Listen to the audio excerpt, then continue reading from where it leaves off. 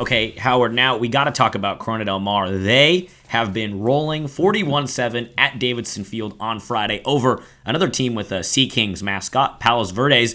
CDM, Howard, we talked to Coach O'Shea this morning.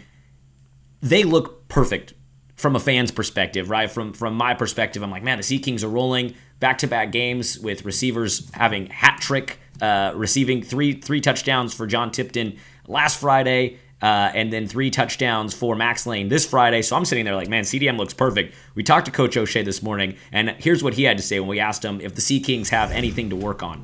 I mean, if you wake up every day and your goal is to play the game of football to perfection, that means you should never punt a football or ever give up a first down. So if that's the standard we have for the kids, we are far from that goal. When I look at CDM, Howard, it's weapons and it's standards. They've got such high standards there, Coach O'Shea and his staff, and the culture. I always talk about culture with them, but the culture that they instill, and they've got weapons and standards. David Razor has very capable receivers that we admittedly slept on in the preseason. And CDM, they're going to be tested this coming Friday against San Clemente, but weapons and standards, man, I'm so impressed with Dan O'Shea's squad. As you should be. And what stands out to me about talking to Coach O'Shea is when he talks about his guys, he loves the way that they work. He loves their approach. He loves the way that they buy into the program.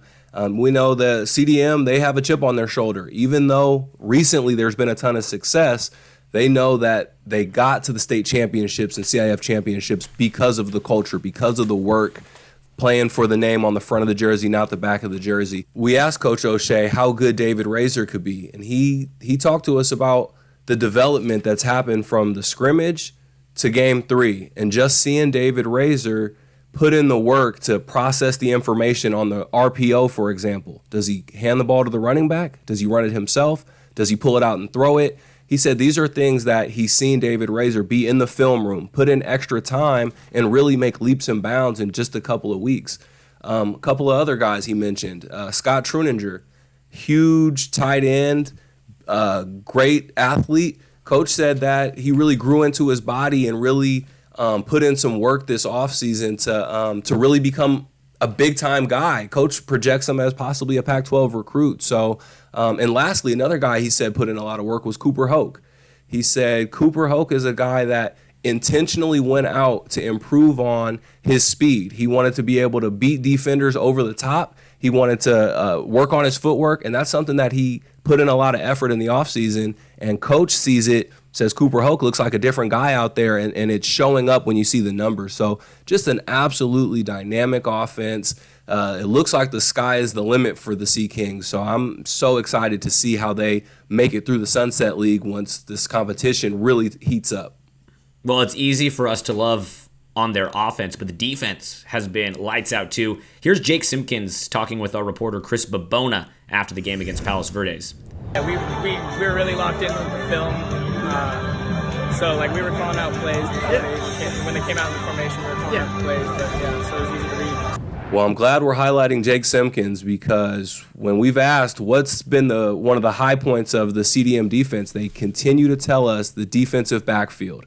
All we hear is that cornerbacks and safeties, they're flying all over the field. Jake Simpkins, for example, last night had 3 pass breakups, a couple of tackles. It's basically a no-fly zone in the defensive backfield for the Sea Kings. So we know their receivers are taking care of business, but also their corners are as well.